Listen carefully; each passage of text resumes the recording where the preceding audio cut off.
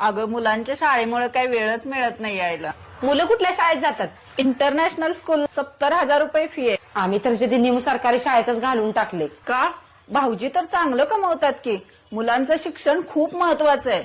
नाही, शिक्षण महत्वाचंच आहे, पण त्यासाठी ढीगभर फी भरून महागड्या शाळेतच घालायला पाहिजे असं काही नाही ना. आम्ही ब्रँडेड शाळेत घालू पण शकलो असतो, पण त्यासाठी आम्हाला कोणतरी कर्ज काढायला लागलं असतं, नाही मन मारायला लागलं असतं. ते पण आम्ही केलं असतं. पण तेवढंच शिक्षण साध्या शाळेत पण मिळतंयच ना. आणि ब्रँडेड शाळेत घातल्यानंतर तिथली येणारी मुलं ती श्रीमंत घरातली असणार. त्यांचं राहणीमान, त्यांचं वागणं, त्यांच्या ब्रँडेड ट्रिप, हे सगळं बोलणं माझं पोरगं ज्यावेळेला तिथं जाऊन ऐकेल आणि घरी येईल त्यावेळेला त्याला त्याच्या आईबापाची पण लाज वाटेल.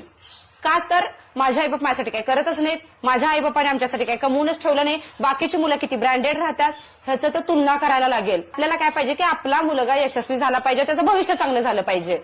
मग तिथं जाऊन जर तुलना करून तो निगेटिव्ह होणार असेल, त्याला त्याचं जे मिळाले आयुष्यात त्याचा पण कमीपणा वाटत असेल, आईबापाचा कमीपणा वाटत असेल, आईबाप कुठल्या कष्टात ना आपल्याला तिथं शाळेत पाठवतात ह्याची जाणीव पण नसेल, मग काय गरज आहे एवढ्या ब्रँडेड शाळेत घालण्याची? साध्या शाळेत घातल्यामुळे पैसे पण वाचतात, उरलेले जे पैसे असतात की नाही ते कुठे तर त्याला तबला आवडतंय, कुठे क्रिकेट आवडतंय, त्याचे क्लास लावल्यात.